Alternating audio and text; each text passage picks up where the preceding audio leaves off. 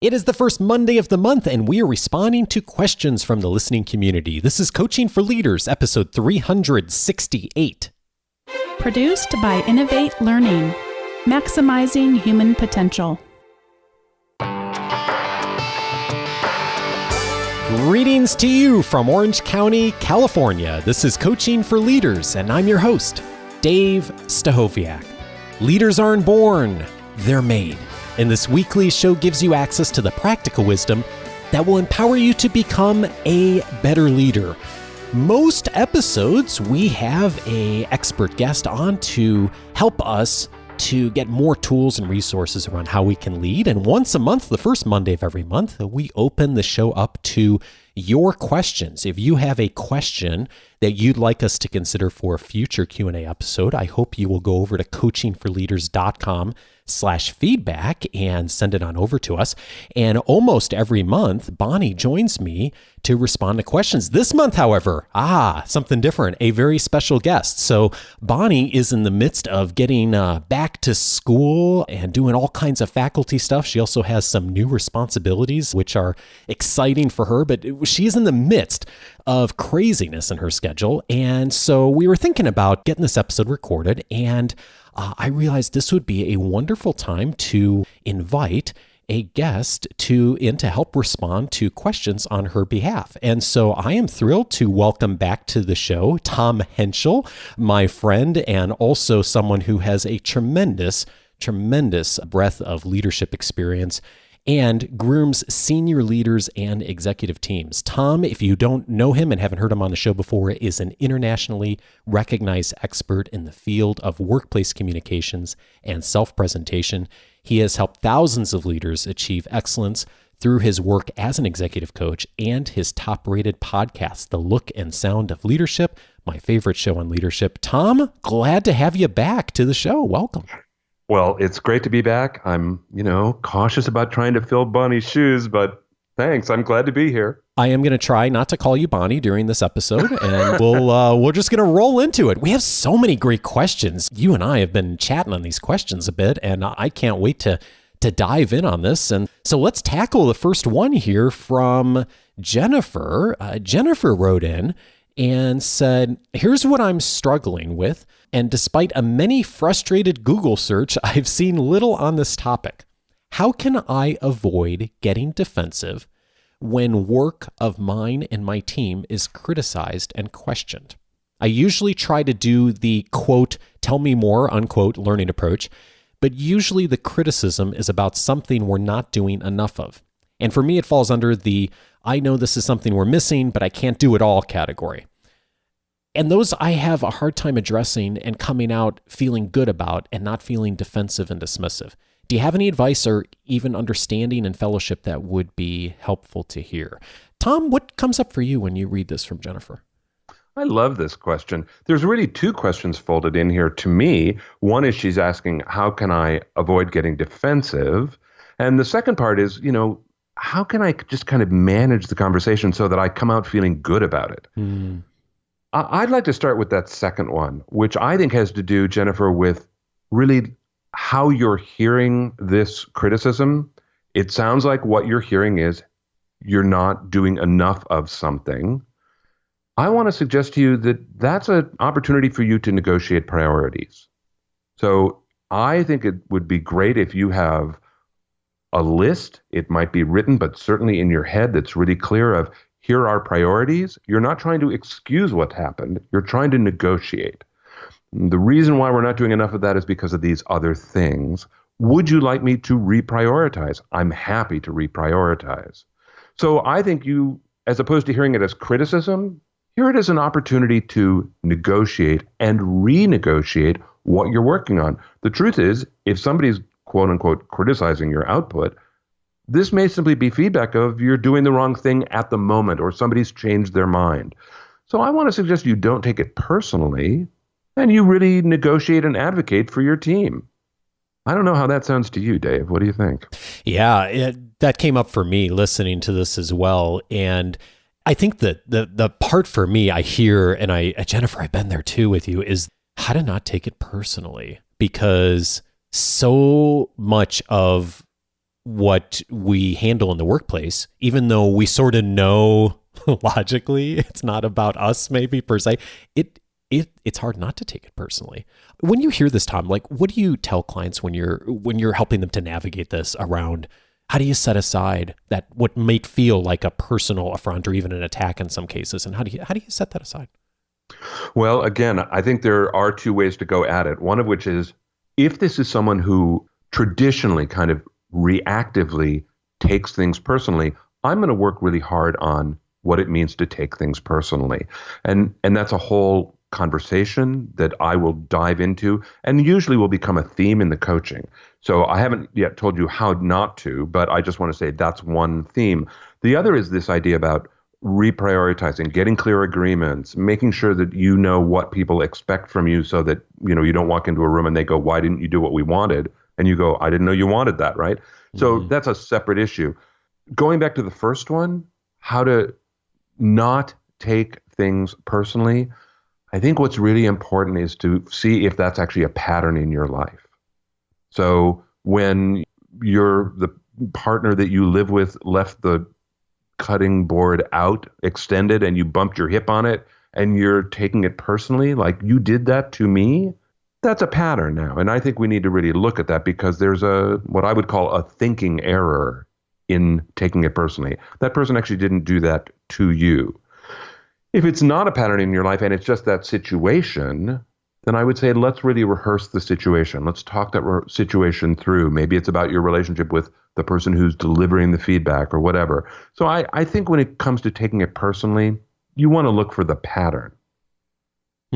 Super helpful. And it actually relates to what I was thinking of when I first read this question from Jennifer, is in how to process that and just kind of approach it from a mental standpoint. I was thinking about Dale Carnegie's book, How to Stop Worrying and Start Living, which, for those who haven't read, is a really helpful book, has been for me and for many others, on just how to set aside some of the worries and concerns and challenges that many of us create in our own minds.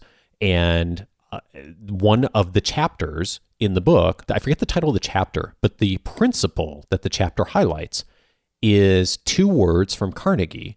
He says, "Expect ingratitude."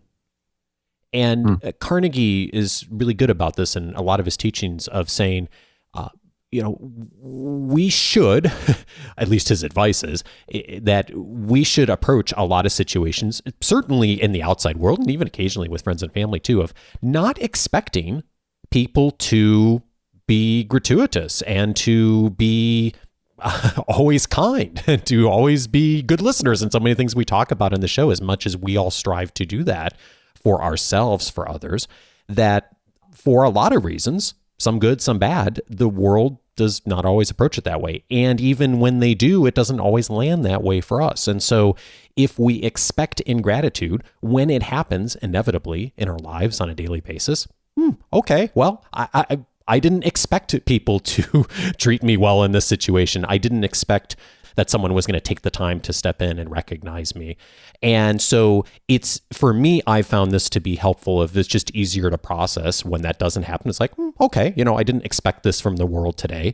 And also, then when it does happen, the thing that I really love about this expecting gratitude concept is when the recognition does happen, when someone does take the moment, when someone really does make the time to connect, I find myself so much more grateful for that, because in my mind, I wasn't waiting for it. I wasn't expecting it. I maybe didn't even need it as much.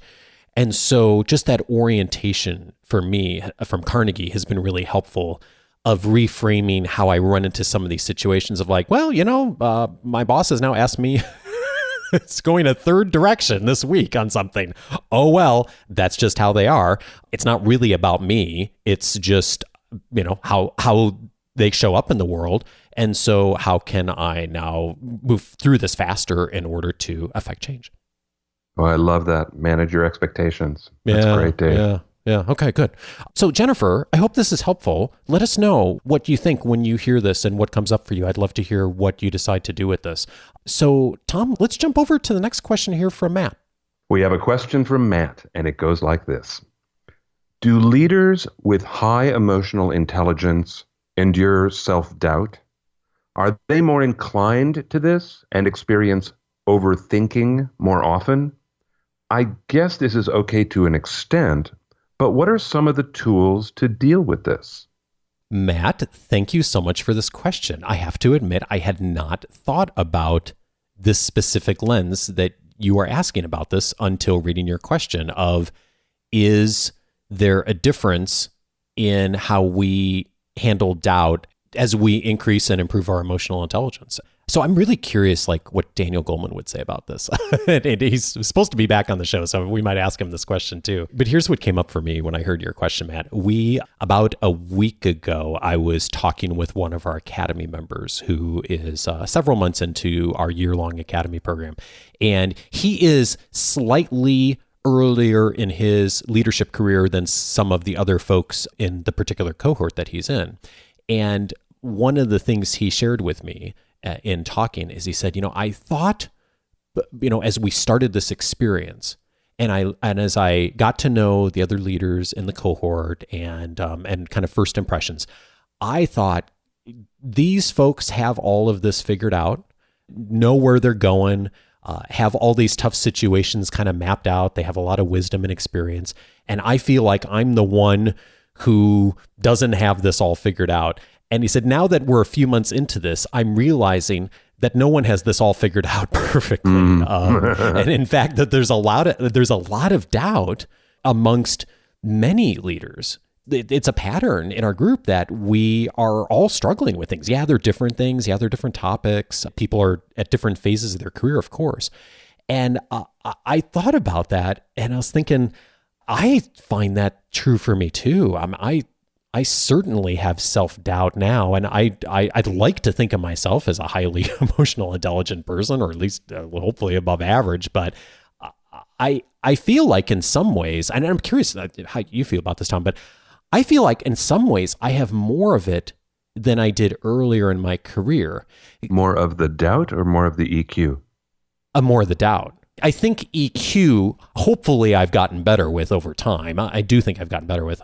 Where I find I have a little more doubt is earlier in my career, I got a lot of feedback. I got a lot of data points. And I've noticed, both for me and for the people that I work with, that the more senior you are in your career and your experience, the less forthcoming people are with useful feedback. So I find today, I really have to go digging for feedback and to hear things that I think are like actionable and meaningful. Whereas early in my career, those things came to me very quickly because there was someone who was managing me very closely. There was a bunch of people giving me feedback. There was, I was in a training process, and now I find that actually a lot more challenging to get that feedback. So in some ways, I find that I entertain a little more doubt than I used to. So one resource that I think would be helpful for you, Matt, as far as thinking through what are some tools to do this? I love the question that Sheila Heen shared when she was on episode 143. Sheila is one of the original authors of the book Difficult Conversations, and she has a more recent book out with one of her collaborators called Thanks for the Feedback. And a question that she suggests in helping to illuminate more of what people are thinking and saying about you, so you eliminate some of that self-doubt, is rather than just asking people for feedback, which is what a lot of us tend to do, she says, ask this question: what's one thing you see me doing or failing to do that holds me back? And because you're asking for one thing, you tend to get something that is hopefully a little bit more useful. And I've definitely found over the last few years of using that question from her that it doesn't always elicit different feedback, but a lot of the times I will hear one thing that is useful in some way, and it helps me to combat some of that self-doubt that I have in my own work. So I'm curious, Tom, what comes up for you on this, both with the people you work with and just your own experience? Well, I loved the question from Matt. It's really interesting to wonder whether emotionally intelligent people endure self-doubt. My answer to that is, of course. I mean, who doesn't? That said, I want to do a little quick digression into emotional intelligence as I talk about it with my clients. So I tell people emotional intelligence has two parts to it. The first part is about you managing yourself in relationship to yourself. And the second part is you managing yourself in relationship to others. I think what Matt is writing about is this first part, self-doubt, overthinking. Those are all us in relationship to ourselves. People who I think are high in emotional intelligence are able to find, I think, the difference between self-doubt, which may not be productive, versus inquiry. I have taken a class from a woman named Jennifer Garvey Berger. Jennifer is a master at coaching. She teaches this thing called growth edge coaching. In fact, Mindy Dana was one of your guests, Dave, many years ago. And she talked about the adult development theory, and a lot of that comes from Jennifer's work. Jennifer teaches a question that I find profound. She asks you to do all this work and make decisions about certain things that you as a coach are hearing. And then she asks you to ask yourself, how might I be wrong about this? And what Jennifer and her people, her company is called Cultivating Leadership. What the Cultivating Leadership people do profoundly is when they get to the end of any conclusion, they then start asking, how might we be wrong about this? See, the reason I'm telling you this, Matt, is I don't think that's self-doubt. I think that's inquiry, and I think that's productive. I hear self-doubt as a kind of worry, and I hear worry as unproductive. So one of the questions I might ask you, and I think this is an EQ skill, is what I'm doing right now helping me? Is this helpful? Because if it's not helpful, move on. And that is a skill, that's part of the EQ skill of managing yourself in relationship to yourself. I love the books that you talked about, Dave, Sheila Heen's books. Those are both great. I adore them.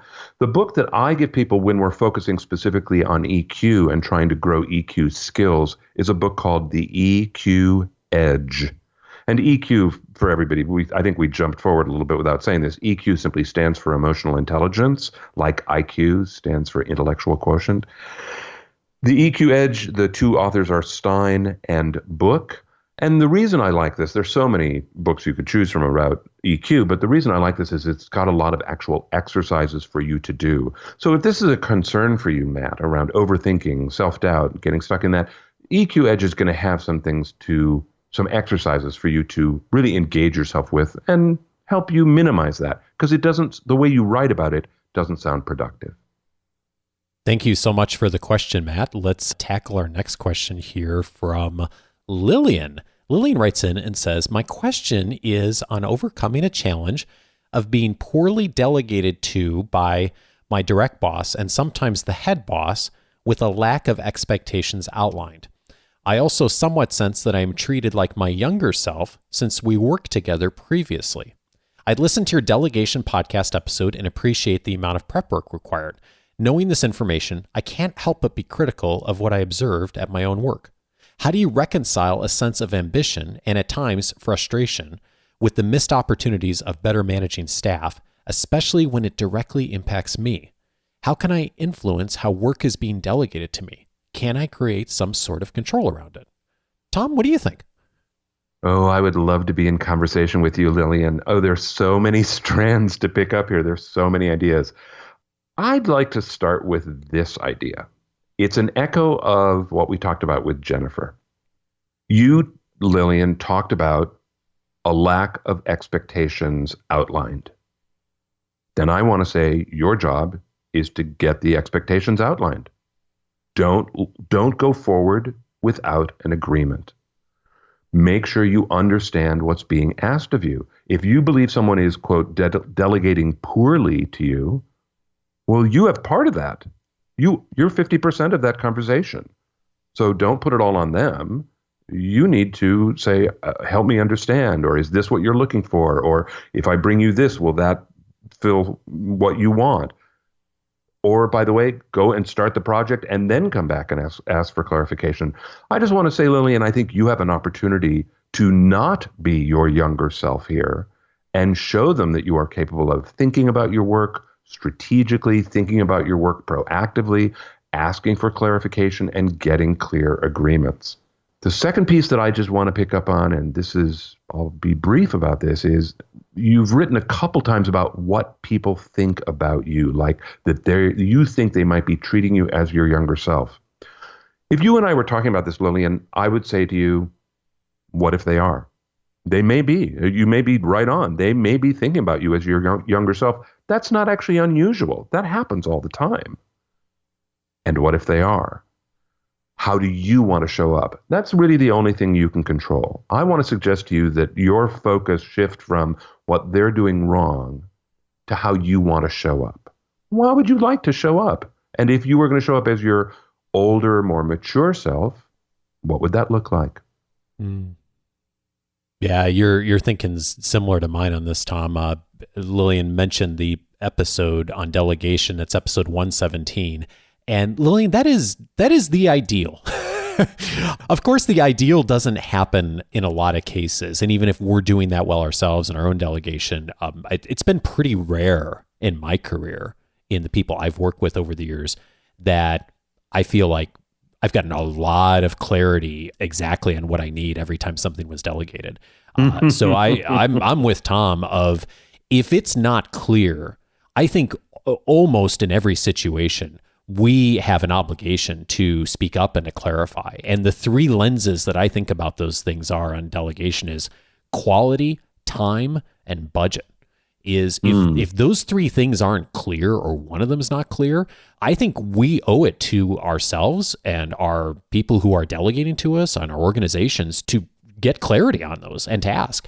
And I think in most situations, if we ask for clarity on what is the deadline for this, what is the, what are the metrics we need to hit, what budget and resources to have to work with, I think most of the time we're going to get some additional clarity on that. Or if we don't, we'll get clarity on who we can go find that information from.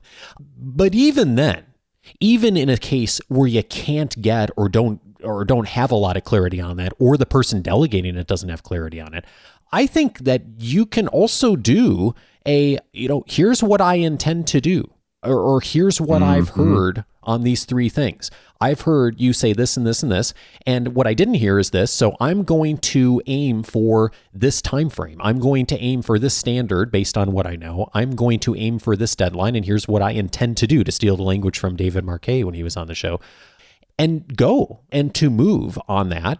And if something's wrong, someone will stop you most of the time. But for me, I want, when I delegate something to someone, and even sometimes when I do a poor job of it, I would love to see them run with it and come back and ask me questions and to just take ownership over something. So one of the things you mentioned here is being able to potentially do some other things. And I get the sense that you'd like to do some higher level things and maybe be involved in some more strategic conversation. So one tactic to get the higher level stuff is to really do a great job of blowing the lower level stuff out of the water, right? So if you're getting the lower level stuff, the busy work, is to do those things really well, hit those metrics, quality, time, budget, whatever they are, not only hit them, but exceed them. And then the other way, I think that comes up for me is, if you've got a bunch of those expectations of lower stuff and you're not getting to do the higher level stuff you'd like to do, so get the lower stuff done, hit the expectations, but then go solve an entirely new problem too. So find out what the problem is in the organization that's not being addressed and start working on that proactively and do here's what I intend to do around that. And that then demonstrates your initiative to the organization of that you're willing to see and identify problems and put a framework around them, propose a solution, and actually execute on it. And that's something for me is pretty rare to see in action. I know I was really bad at this early in my career. I don't know if I ever shared this with you, Tom, but I got feedback a bunch the first few years of my career of like, I didn't take initiative. And now looking back, I realized whoa, I missed so many opportunities of things I could have moved on. And I realized how much I held back on just waiting for someone to tell me what to do. And I think for a lot of people, that is fairly common. And the people who are able to separate themselves from that and really take leadership and say, hey, I see a problem and I'm going to work to address it. For me, those are the people that really separate themselves. And the people early on in my career that I noticed separated themselves of being really great leaders and really influential in the organization were doing that pretty consistently. So, Lillian, I hope this is helpful to you. I'm anxious to hear what you decide to do with this once you hear this. And so we have a question also here from Amber. Amber wrote, I was wondering if you could recommend any reading lists for organizational change fatigue. Our organization, like many others in the Australian higher education sector, has been undergoing organizational restructure for almost 2 years with more to come. The change to date has yet to provide the promised improvements, and staff are exhausted by the increased workload, ongoing change, and disruption as staff leave and corporate knowledge is lost. This has been further exacerbated by the turnover in new staff. Any resources you can suggest would be greatly appreciated. Oh, Amber, tough situation. And I am not at all tied into what's happening in the Australian higher education sector. It sounds like a lot of large changes in the industry, and you're dealing with the results of those changes happening. So there probably is a book out there on this. And I sort of feel like I've seen books and articles on this of like how to deal with change fatigue, but I am kind of drawing a blank on a specific book that I could recommend on what exactly you're asking. What I am thinking about is what are some models for leading change. But before I mention those, I'm thinking about what Stephen Covey said in his work of the distinction between our circle of concern and our circle of influence. Covey said our circle of concern is kind of all the things that we're aware of in the world and in our professional space that we have some interest in whatever way, but we don't necessarily have influence to change. And so these are two, if you can imagine, two concentric circles. This circle of concern is the larger one. And then there's a much smaller circle inside that is our circle of influence. And that is the place that not only are we concerned about and are we aware of, but also we have the potential to do something about through our actions and behaviors and through the people that we have the privilege to influence in our organizations and certainly in our families. And so the thing that Covey said around this is spend as much time as you can in the circle of influence. And if you spend more time in your circle of influence and not focus so much on the problems of the world and the politics and the news and all that, if you can spend more time in your circle of influence, you can actually grow your circle of influence. So this may seem like a bit of strange thinking for me, Amber, but I would actually suggest around this of, could you lower your expectations a bit overall for what's happening in the organization, and I presume potentially here the university or whatever larger entity that you're referring to, but could you raise them within your own circle of influence?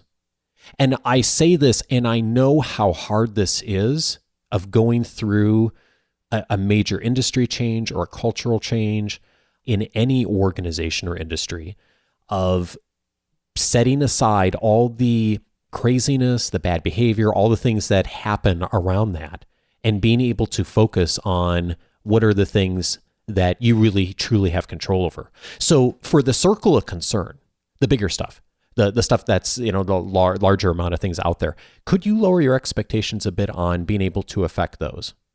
And instead look at where you have influence within the people that you have the privileged influence. And maybe that's you. Maybe it's you and 2 or 3 other people. Maybe it's you and your family. For a lot of us, that's a pretty small circle. And there, in that place, how can you give people ownership? And I'm thinking specifically in the professional space. I love, speaking of, we mentioned David Marquet a bit ago, when he was on the show talking about employee engagement. One of the things he said is, if you really want to engage people, give them ownership. And everything else around engagement is just window dressing, right? Mm-hmm. So give people ownership. So within your circle of influence, what could you give people ownership over? Maybe it's just your team. Maybe it's just your department. Maybe you're a faculty member of the university. I don't know, because we don't know the context, but maybe it's just within your classroom. What do you have influence on that you could give some ownership to people on? And if not, the rest of the department, the organization, the industry, at least there, could you affect some change and give people the opportunity to see that I can take an action and some good come out of it? And if you can do that for people, for yourself, that's huge. That's huge on change. Now, to answer your question on what are the books or resources, if you do have the privilege to influence in a more formal way, and if you have the position and the opportunity to influence more formally, 2 books that I love around this are Leading Change by John Kotter, or his companion book to it is Our Iceberg is Melting. That's the Fable version. Both of them are just wonderful works around thinking about how to navigate change in an organization. Many of our Academy members utilize those books when thinking about change.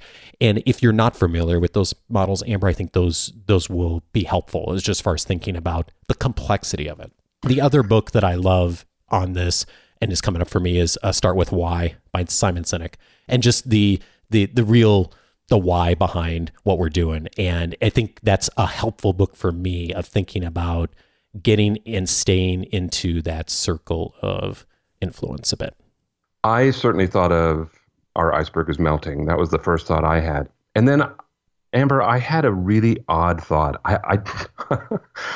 I'm going to recommend a book that I actually am not a big fan of, but so many people have been, that I think this is one of those things where, like, you see a movie and you go, I don't get it, but like everybody else loved it. There was a book many years ago by Spencer Johnson and Ken Blanchard called Who Moved My Cheese? Oh, yeah. And it really was about people who were demotivated and just kind of freaked out and grieving about change. And that's that idea of fatigue. When I saw that word, that was really what came to me. Now, again, I didn't find the book terribly helpful, but what I did know was that groups read it together and talked about it, and they got real value from it. They were comforted by it, and they found things to take action on. So I don't know if you could do a little book club or just get that book. It's really thin. It's a thin little book. Get, 4 copies of that book and put them on your desk and give them out to people or whatever. It might be something to at least get people thinking and talking.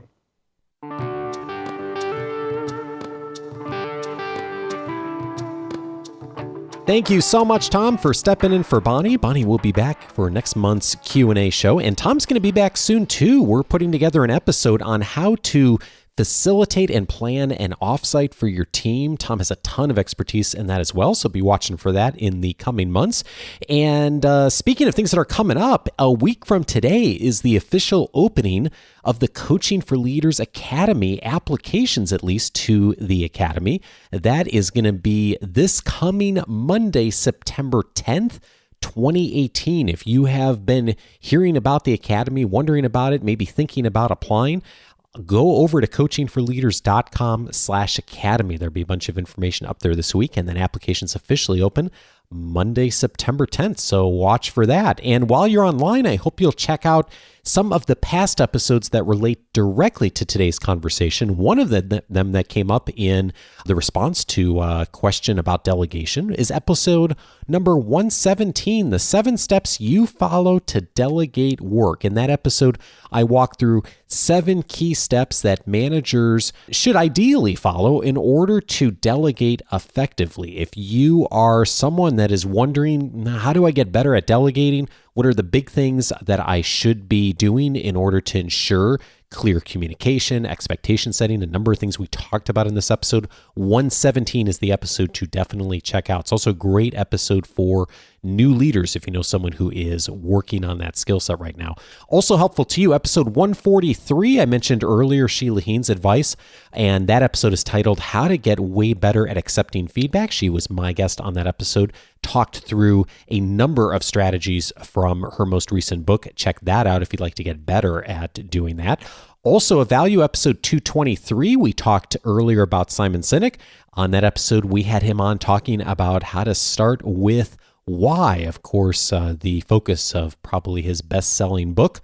Episode 223 is the one for that. Also, we mentioned David Marquet, Turn Followers into Leaders. If you are looking for ways to give others more ownership and encourage ownership and engagement in your organization, I think episode 241 is a must listen for you.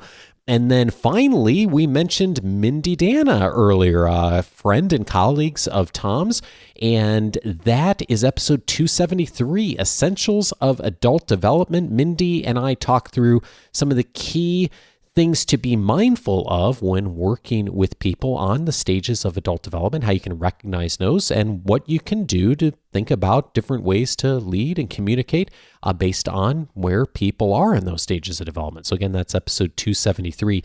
You can access all of those past episodes by going over to the coachingforleaders.com website and setting up your free membership, and you can search by topic for everything that has been mentioned here. Also, you'll get immediate access to all the benefits that are in the free membership, including my free 10-day audio course titled 10 Ways to Empower the People You Lead.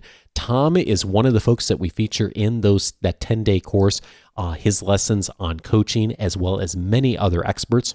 In addition, you also get access to the weekly leadership guide that comes every Wednesday. Hey, a quick note on this. We noticed recently that one of the buttons on the website wasn't working well to activate the free membership. You could still do it, but it wasn't as obvious as I was hoping it would be. So if you ran into that issue recently, I'm so sorry. It has now been corrected. So if you ran into that, go over to coachingforleaders.com and you'll be able to activate your free membership and get access to all those things. Now, a couple things coming up in the next week. In addition to Academy applications, the next Saturday cast is coming this weekend, this coming Saturday. It's all about how to move from theory to practice. My guest is Steve Schrader. He is one of our Academy members. He's going to be talking to us about how he's taken some of the theory and put it into practice from some of the books and models he's heard here on the podcast, and also some of the things that he's been doing as part of the Academy. So check that out, coming on Saturday.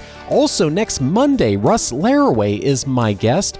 He is going to be teaching us 3 steps to great career conversations. You're not going to want to miss that. If you have ever wondered how to have conversations about an employee's career, that is absolutely the episode to listen to next Monday. He is the co-founder of Candor Inc. with Kim Scott of Radical Candor, who was on the show previously. So check that out this coming next Monday. Have a great week. I'm out of here and see you on Saturday for the next Saturday cast. Take care, everyone.